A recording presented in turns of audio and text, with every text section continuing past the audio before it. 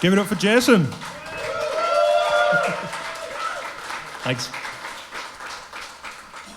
So I'm the pretty assistant, or whatever you want to say, assistant. Just to facilitate running down this patch and talking about what's going on, we will have questions, or Jason will take questions at the Instruo booth. But I mean, where do you start with a patch like that? I started several times. So I built the system and then rearranged the system a few times. And the starting point was, the aim was using drum loops. So those I recorded, a few sessions of just setting up drum mics and capturing everything and then finding the right tempo that I wanted to build stuff around. So in the full patch, there are probably about 6 voices total that I can then interact with and control live. And it was more a case of just finding the way to construct it as a piece, as a performance. So I guess I can go through the various voices and play a bit of the different timbres that I can get from each one. Because each voice, I'm kind of pairing 2 or 3 at a time at any point, and then I just came up with an order of pairings that would sit together. So one of the first voices that I put together was that one, which is the Scion, which quite visible here. So this is a biofeedback to CV sensor, which I don't have normally you would connect it with electrodes to a plant or something, but if I just pinch the end of the cable, then it does stuff. So I basically use a combination of things of, I think it's a TSL oscillator and a 1047 filter. So they are basically cross-modulating each other to get crazy sounds. And then the gate outputs that I'm ratcheting from the Scion itself, it's using a voltage-controlled switch to basically glitch it hard left, hard right. And just does its own thing. It's kind of like crispy textural stuff. So as a little kid, you dreamt of being a cable player. Yeah. That was the dream. Yeah, I've done a similar thing before and using like the electrode pads like stuck to my arm, but then it's kind of on and you lose a lot of hair doing that way because you just keep ripping it off if you want to stop doing that. So that was an easy place to start when patching is just make something that's really weird and we'll just do random stuff on it. And that'll, because now that I know this patch very well, so this is actually I've had this patched up since before Superbooth. So I played a set in Glasgow months ago now, and this has just been sat in my studio gathering dust. And I thought, okay, I need to revisit this, and I went through and transcribed like full patch notes so I could relearn what was set up. But I think it's the most prepared I've ever felt for a modular performance because I've got muscle memory of how to interact with the patch now, which is quite nice. So I just need to take more time for future gigs. So for those that missed last night, we have a longer performance of this that will be on the DivKid YouTube page in the near future, as will this recording.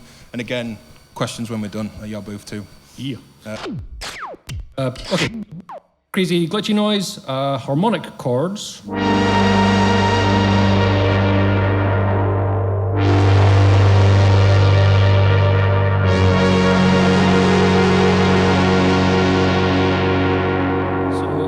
This is all played manually from harmony in the bottom corner here.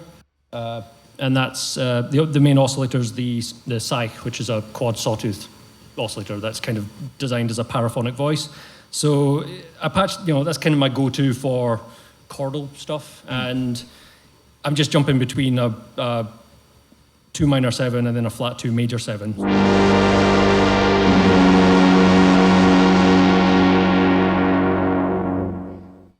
It's just a nice sort of minor to major cadence that throw drums underneath, and it's like trip hoppy. So yeah, that kind of became the goal for I'll land on that because that's something that just sort of I can sit on for a while.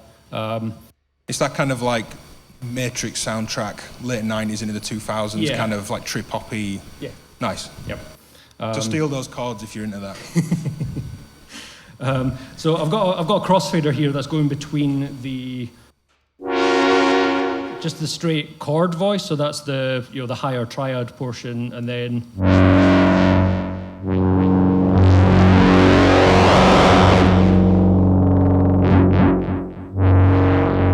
that's the root of the chord that I've got doubled between one of the chords of the Psych and through 0 FM pair. That's it's a CSL oscillator going through the Gnoni, so that's giving me a lot of range of timbre, brightness going down to a lower, more pad-like sound. Those voices are all summed through the crossfader into a filter, so there's a lot of control I can get by keying the note and then playing with chord offsets. So again, that's using the Psych. So it's basically taking this minor triad and throwing the voices up and down, perfect fifth, perfect fourths, perfect octaves. Is that kind of how you're playing it? You have a hand for chord generation and one for tonal modulation. Yeah. And that's the interaction. I kind of I kept trying to rearrange the patch because I realized, okay, that's going to be a sort of performative element, so I need to be able to. It needs to fit within a handspan, so I had to cluster modules together as it made sense. But that's kind of how a lot of the the Instruo interface designs that I've done have kind of panned out. Especially on the Arbor. I was chatting to Sebastian, who's the co-creator of it, and his comment was how I've managed to find arrangements of the pots that you can get in and dial in a few of them with one hand, with just a few fingers going in. Like crab hand the thing. And yeah, so I'm a bit worried that's going to completely screw up my future module designs, because I'm now going to be actively thinking about that, whereas that's not been a... No, I don't think people generally design modules with, I need this to do multiple things. So keep an eye out. There might be a module that is just a perfect hand shape in the future. Most of us tend to just grab filter cut-offs and just go, wow, wow, wow. We're not as dexterous. Yeah, you need to cluster them together. So having a large handspan is helpful. So that's me playing the root notes here on the harmony, playing the Psych. I've got filter cut-off here, so I can kind of roll them with one hand.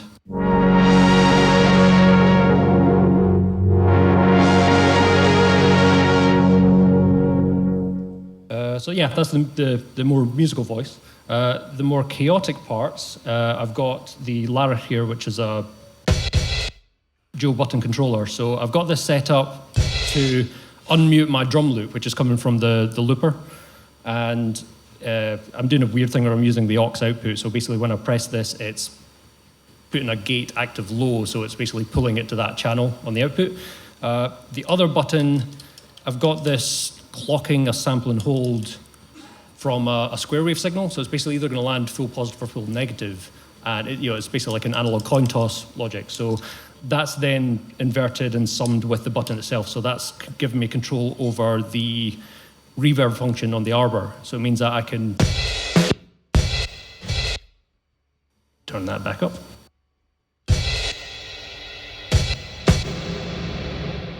So I can basically throw a hit and do a reverb throw based on that.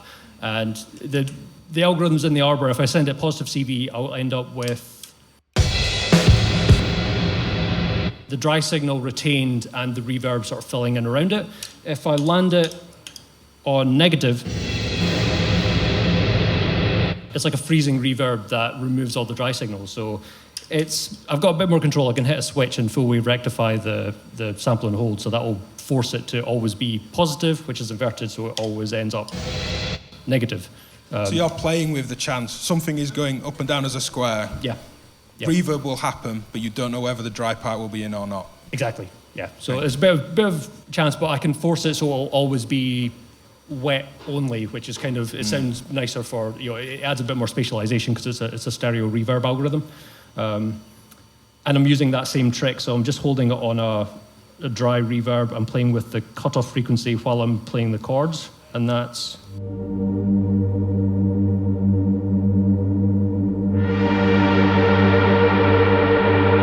It's creating these really nice, string-type pads underneath. For the intro, it's the same drum patterns, but I'm basically writing the controls of the looper manually. So I've got it set, so if I bring the length all the way down, that's the...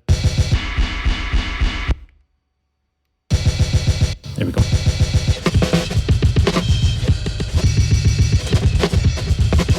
So I'm just scrubbing through the start position of a short locked loop of the drum pattern. This is running an alpha build of the V2 firmware, which is now in beta, I think. We've got a timeline. So we're near other Luba owners being able to play with this. Late is the goal, yeah. A modular clause. Yes, Yeah. of course. It's close enough. We're, halfway through August. It'll be soon. It's really fun. But this, I've got this like tailored so it's doing exactly what I want, bugs and all. But yeah, one of the really cool features, which this was your idea, wasn't it, Murdo? The external clocking and like.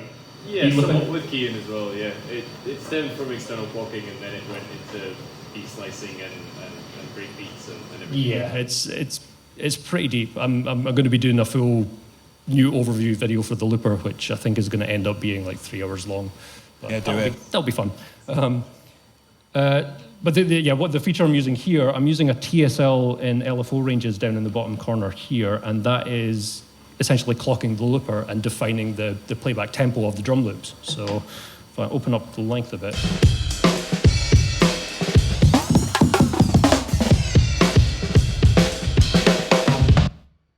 So it's getting a clock in and it's deriving the actual playback of it from there. But what's quite nice is I can still manually control the speed control.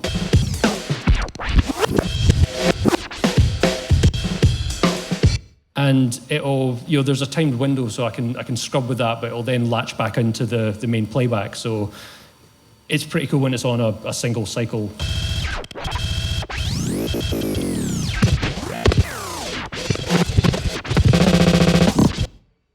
Yeah, then be able to grab a reverb.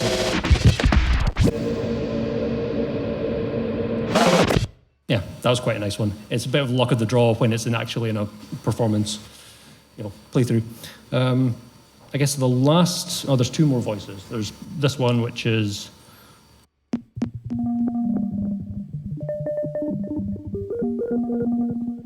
I've doubled up the harmony, so whatever note I play on this harmony here, the CV is controlling a second one, and I'm just using a collection of switches to cycle between root, third, fifth, and it's just playing a nice minor triad following the foundation of the main chord pad. And then the last one is.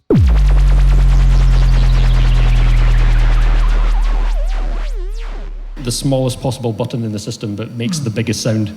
So it's a pair of envelopes that are crossfaded. So I've got a really quick decay. So that's adding the sort of punch to the start of that kick, and then just a slow linear ramp that's just pitching it down.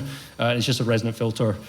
I mean, there's other stuff. It's bringing in granular stuff from an arbor, which is sampling the CSL, which is that voice. So there's kind of overlap, and it's referencing itself in some ways, which means that it's going to be slightly different each time. So if I change the ratios of the CSL then or the TSL and filter pair, then it can vary quite a lot, but it's stayed consistent enough that I feel like I know what I'm doing with the patch. Yeah. So if you want to come and play a cable, Jason will be back down there in a moment. And there for questions as well. So I want a picture of everyone like you're on the Oblivion or something like that in a moment. But just to run down what's happening today, at 2:30, Scanner will be performing. Around 4 o'clock, Finley from Future Sound Systems will present a new Fill 4, which is going to sound killer on this rig. But just going around the room, we have AGH Synth, Frequency Central. We've got some nice gear from Martin and Simon there. Dan at DPW, Modular Perfection cases. Blick and Sims have a pop-up shop back in the bar. Mike always brings gear I've never seen or heard of. It's amazing. I need to go spend some time with Mike. Jeffro has some nice builds, some nice faders. I just kind of stood and did this for a while. Wasn't making any sound, but I felt cool. Some more nice modules, Future Sound Systems, Instruo, and there's a lovely new filter from MRG down here as well. So let me take a quick picture, and then we'll pack up, make your bleeps again. And yeah, speak to you soon. Cheers.